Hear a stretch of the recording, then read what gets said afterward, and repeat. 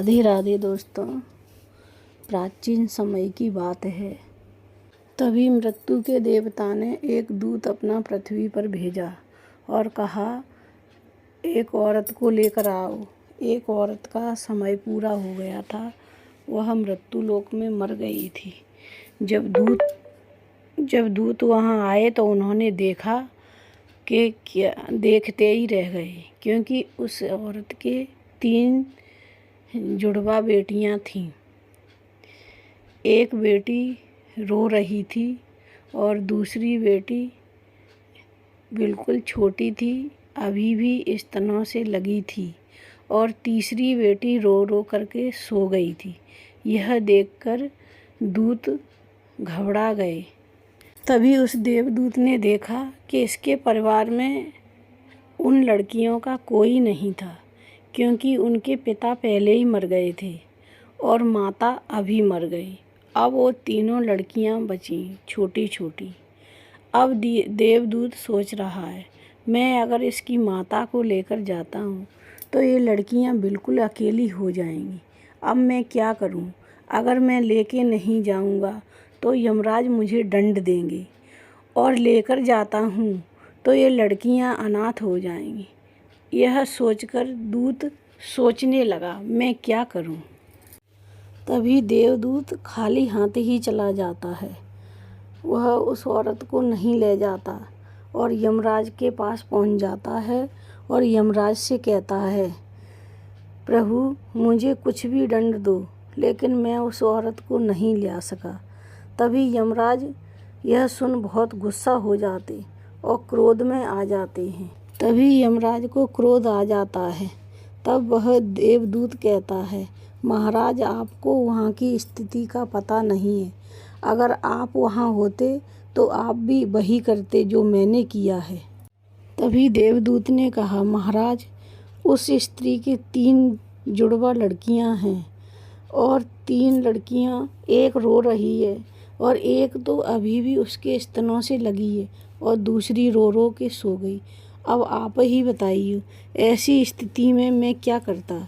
और उसके परिवार में उसकी माँ के अलावा कोई नहीं है, और मैं उसके प्राण कैसे लेकर आता? यह देखकर मैं पिघल गया। महाराज आप ही बताइए, मैं क्या करूं? तभी देवदूत ने कहा, महाराज अगर उस स्त्री को लेकर आएंगे तो वो लड़कियां अनाथ हो जाएंगी। क्या ऐसा नहीं हो सकता कि उस स्त्री को थोड़ा और समय दे दें, जिससे वो लड़कियां बड़ी हो जाएं? यह सुनकर यमराज को हंसी आ गई और ज़ोर ज़ोर से हंसने लगे और बोले, लगता है तुम बहुत समझदार हो गए। मुझे लगता है तुम परमात्मा से भी ज़्यादा समझदार हो। तभी यमराज ने कहा, उसकी मर्जी से ही जीवन चलता है और उसकी मर्जी से ही जीवन समाप्त होता है। क्या आप मुझे यह अनुशासन दे सकते हो कि मैं उस स्त्री को अगर ठीक कर दूंगा तो उसकी सारी विपत्ति दूर हो जाएगी, सारे दुख दूर हो जाएंगे? देवदूत ने कहा, हाँ महाराज, उस स्त्री के आप प्राण छोड़ दोगे तो वो स्त्री जीवित हो जाएगी और अपनी बच्चियों का अच्छे से लालन पालन करेगी।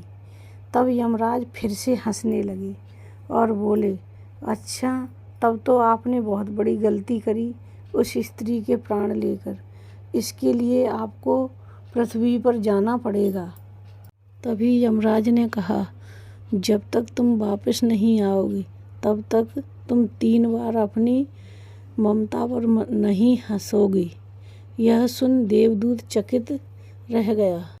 तभी देवदूत कहता है, मैंने कौन सा पाप किया है? मैंने तो उन बेटियों की भलाई के लिए ही कहा है। लेकिन वह देवदूत खुश हो जाता है, क्योंकि उसे अपने आप पर पूर्ण विश्वास था, इसलिए वो मृत्यु लोक में जाने के लिए तैयार हो जाता है। तभी वो देवदूत सोचता है, मैं 3 बार अपनी मुक्ता पर क्यों हंसूंगा जब मैंने कोई गलती ही नहीं करी। लेकिन इसके बाद यमराज उसे पृथ्वी पर फेंक देते हैं। कड़ाके की सर्दी पड़ रही थी। यमराज उस देवदूत को बिना कपड़ों के फेंक देते हैं, बिल्कुल नंग-धड़ंगे। लेकिन वह एक सड़क के किनारे गिरता है जाकर, और एक आदमी वहाँ से निकला। वह अपने बच्चों के लिए ठंड से बचने के लिए कपड़े खरीदने जा रहा था। तभी उसने देखा कि एक व्यक्ति नग्न अवस्था में पड़ा है, सर्दी से ठठुर रहा है। तब उस आदमी को उस व्यक्ति पर दया आ गई। तभी उस मोची ने अपने बच्चों के लिए कपड़े ना खरीद के उस देवदूत के लिए कुछ कंबल और गर्म कपड़े खरीद लिए और उस देवदूत के पास पहुंचा और बोला, ये लो गर्म कपड़े और कंबल। इन कपड़ों को पहन लो और कंबल ओढ़ लो, नहीं तो ठंड में तुम्हारा हाल बेहाल हो जाएगा। मोची की बात सुनकर तभी वह देवदूत मोची से बोला, मेरा कोई घर परिवार नहीं है और ना मेरा कोई यहाँ है, तो मैं क्या करूँगा। तभी उस मोची ने कहा, तुम चिंता मत करो। तभी उस मोची ने कहा, तुम हमारे घर पर रह सकते हो, लेकिन याद रहे मैं अपने बच्चों के लिए कपड़े लेने जा रहा था। उन पैसों से मैंने आपके लिए गर्म कपड़े और कंबल खरीद दिए, तो यह देखकर मेरी पत्नी गुस्सा भी करेगी। लेकिन तुम परेशान मत होना, कुछ दिनों में सब ठीक हो जाए। ना तो उस मोची को पता था कि ये देवदूत है, ना उसकी पत्नी को पता था यह देवदूत है। लेकिन देवदूत उनके घर में पहुंचते ही उनके घर में खुशियों की बाढ़ आ जाएगी। तभी मोची देवदूत को लेकर घरे पहुंचा। तभी पत्नी ने कहा, आप ये किसे लेकर आए हो? आप तो बच्चों के लिए कपड़े लेने गए थे, तो कपड़े क्यों नहीं लाए? तभी उसने अपनी पत्नी से कहा, हम तो पुराने कपड़ों से भी काम चला लेंगे, लेकिन ये तो ठंड से ठठुर रहा था, इसके पास तो बिल्कुल कपड़े नहीं थे और तो और इसके रहने के लिए कोई ठिकाना नहीं था। इसलिए मैंने इसके लिए गर्म कपड़े और कंबल खरीद दिया और रहने के लिए मैं इसे अपने घर ले आया। अगर मैं इसकी मदद नहीं करता तो ये ठंड से वहीं ठठुर के मर जाता। यह सुन उसकी पत्नी आग बबूला होने लगी और बोली, हमने क्या कोई धर्मशाला खोली है, सो यहाँ हम सभी को रखेंगे, और हमने तो इस ठंड में बच्चों को कपड़े लेने के लिए भेजा था, आप तो और इन्हें लेकर आ गए। तभी उसकी पत्नी ने कहा, हमने आपको भेजा था बच्चों के कपड़े लाने के लिए, आपने सारे कपड़े इसके ऊपर पैसे खर्च कर दिए। क्या आप इसी के लिए गए थे? तुम्हें कभी कोई बात समझ में नहीं आती है क्या? और मोची की पत्नी मोची से खूब बरसने लगी, खूब गुस्सा होने लगी। यह सब देवदूत देख रहा था और सुन रहा था। आज पहली बार देवदूत को अपनी मूर्खता पर हंसी आई। उसको हंसते देखकर मोची ने पूछा, आप क्यों हंस रहे हो? तो देवदूत से मोची ने पूछा, क्यों हंस रहे? तब उसने कहा, मैं 3 बार हंस लूँगा तब इसका कारण बताऊँगा, अभी तो नहीं बताऊँगा।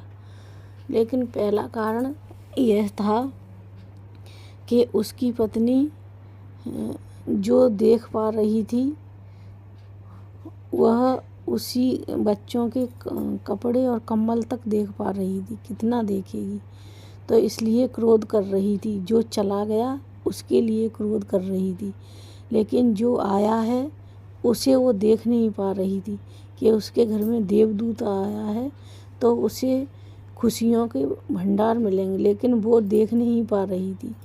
इसलिए पहले हंसने का कारण उसका यही था। भी वो बोला, उनके घर में खुशियाँ चलकर आई हैं, लेकिन ये अभी भी कंबल और कपड़ों के लिए रोना रो रही है। जो बीत गया उसी के लिए रो रही है। संसार में सब लोग ऐसा ही करते हैं, जो बीत गया, जो चीज़ चली गई उसी के लिए रोना रोते हैं, और जो सामने दिखाई दे रही है उसके लिए खुश नहीं। जो बीत गया उसे हम वापस नहीं ला सकते, लेकिन आने वाले कल में जो खुशियां हैं उसे हम ज़रूर ला सकते हैं। जो बीत गया उसे जाने दो, अब जो आने वाला है उसकी खुशियों में खुशियाँ मोची की पत्नी इसलिए रो रही थी क्योंकि उसके कम्बल कपड़े चले गए, लेकिन खुशियाँ चलकर आईं उसे वो देख नहीं पा रही थी। लेकिन उस देवदूत ने 10 दिन में ही सारा काम सीख लिया था। मोची का जूता वूता गांठना, सब जूता बनाना। देखते ही देखते उस मोची के घर में खूब जूते बनने लगे, बिकने लगे और वह जूता बेच के बहुत बड़ा आदमी बन गया। उसके खूब खुशियाँ आईं, खूब पैसा आई। अब वो अमीरों की ज़िंदगी जीने लगा, राजा महाराजाओं की तरह रहने लगा। उस देवदूत के बनाए हुए जूता इतने बिकने लगे कि सभी आसपास के राज्यों में सभी लोग उन जूतों को बनवाते और बोलते उस मोची के घर में जूते बनाए जाते हैं, ऐसे जूते कहीं पर नहीं मिलते। अब तो उसके अड़ोसी राज्यों में, पड़ोसी राज्यों में सभी राजाओं के जूते वहीं बनने आते। अब तो वह जूता बेच बेच के बहुत बड़ा आदमी बन गया और सब बहुत खुश थे, सब बहुत अच्छा चल रहा था। लेकिन एक दिन एक सम्राट के राज्य से एक आदमी आया। तभी एक सम्राट का आदमी आया और उसने कहा, ये चमड़ा बहुत कीमती है और यह हमारे सम्राट के जूते हैं, इसे सही बनाना, नहीं गलती से कहीं जूते की जगह चप्पल बना दो। क्योंकि इस राज्य में एक प्रथा है, जब कोई मर जाता है तब उसे चमड़े की चप्पल पहनाकर ही अर्थी पर लिटाते हैं। तभी उस आदमी ने कहा, चप्पल नहीं बनानी है, जूते बनाने हैं और चमड़ा उतना ही है कि जूता बन सके, सो ध्यान रखना कि जूते ही बनना चाहिए। तब उसने कहा कि नहीं, हम बहुत बड़े संकट में फंस जाएंगे, इसलिए आप जूते ही बनाना। मोची के इतने समझाने के बाद भी उस देवदूत ने चप्पल ही बनाई, जूता नहीं बना। तब उस मोची ने कहा कि हमने आपसे कहा था जूते ही बनाना और आपने चप्पल बनाई, अब हमें सम्राट नहीं छोड़ेगा। और मोची ने इतना गुस्सा उसे आया, लाल बंगूरा हो गया और एक डंडा उठाया और उस देवदूत को मारने लगा। तभी वहाँ सम्राट का एक आदमी भागता भागता आया। यह देख उसने खूब देवदूत को मारा। यह देखकर देवदूत जोर जोर से हंसने लगा। उसी समय सम्राट का एक आदमी दौड़ता हुआ मोची के पास आया। सम्राट का आदमी भागता हुआ आया और उसने कहा, भाई आप जूते मत बनाना, चप्पल ही बनाना, क्योंकि सम्राट ख़त्म हो गए, मारे गए। यह सुन मोची के हाथ से डंडा छूट गया और उसने देवदूत से माफ़ी मांगी, क्षमा मांगी, मुझे माफ़ कर दो, मुझे क्षमा कर दो। और मोची बोला, मैंने आप पर हाथ उठाया, मुझसे बहुत ही बड़ी भूल हो गई, बहुत बड़ी गलती हो गई, मुझे माफ़ कर देना। यह सुन देवदूत तभी देवदूत ने कहा, कोई बात नहीं, मैं तो यहाँ पर सज़ा भुगत रहा हूँ। तब मोची बोला, कौन सी सज़ा? मैंने आपको इतना मारा, तभी भी आपने मुझसे कुछ नहीं कहा और आप हंस रहे हो। तभी देवदूत ने कहा, मैं 3 बार हंस लूँगा तब आपको सब कुछ बताऊँगा, अभी कुछ नहीं बता सकता। भविष्य अज्ञात है, इसे कोई नहीं जान सकता, इसे सिर्फ परमात्मा जान सकते हैं आगे क्या होने वाला। मनुष्य अपने अतीत के बारे में सोचता है, आगे क्या होने वाला है किसी को कुछ नहीं पता। सम्राट जिंदा था तो उसे जूता चाहिए थे, अब सम्राट मर गया तो उसे चप्पल चाहिए।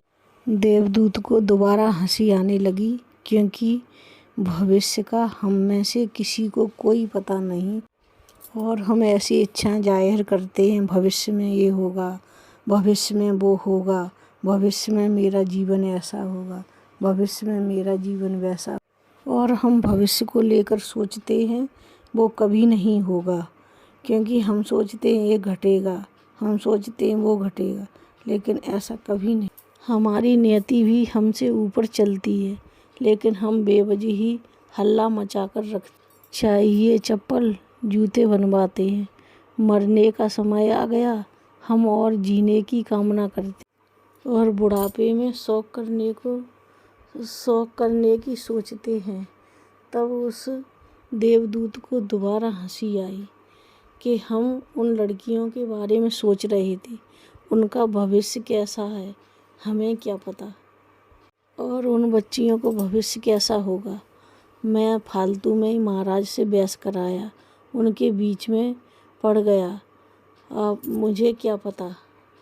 तब उस देवदूत को अपनी मूर्खता पर फिर हंसी आ गई। ऐसे ही दिन निकलते गए। कुछ वर्षों के बाद एक और घटना हुई। देवदूत मोची की दुकान पर बैठा जूते बना रहा था। तभी मोची की दुकान पर 3 लड़कियां आईं और उन 3 लड़कियों की शादी होने वाली थी, इसलिए अपने पैर के जूते का नाप देने आईं और उनके पास एक बूढ़ी माँ भी थी। तभी वह देवदूत उन लड़कियों को देखकर पहचान गया, ये वही लड़कियां हैं जो बचपन में छोटी थीं। तभी देवदूत ने उन लड़कियों को देखा तो वे लड़कियां बहुत अमीर घर की लग रही थीं, पैसा वाले की। तब देवदूत ने उन लड़कियों से पूछा, ये तुम्हारे साथ बूढ़ी माँ कौन है? तब वो बूढ़ी माँ ने उत्तर दिया, मैं इनकी पड़ोसन हूँ। इन लड़कियों की माँ तो बचपन में ही मर गई थी, लेकिन उनके पास तो दूध भी पिलाने के लिए नहीं था। इनकी माँ तो दूध पिलाते पिलाते ही मर गई, लेकिन मेरे पास कोई औलाद नहीं थी, इसलिए मैंने इन तीनों बच्चियों को पाला। तभी उस बूढ़ी माँ ने कहा, मैंने इन बच्चियों को पालन पोषण किया है, अब मैं इनका विवाह करने जा रही हूँ एक बड़े सम्राट के घर में। तब उस देवदूत ने उस बूढ़ी माँ से कहा, अगर इनकी माँ होती तो ये लड़कियाँ बहुत ही गरीबी में पलती और बहुत ही गरीब रहती। तभी उस देवदूत ने कहा, ना इनका कभी धनी परिवार में विवाह होता और ना इनके पास कोई संपत्ति होती, क्योंकि इस बूढ़ी माँ के तो कोई है नहीं, इसलिए सारी संपत्ति इन लड़कियों की है।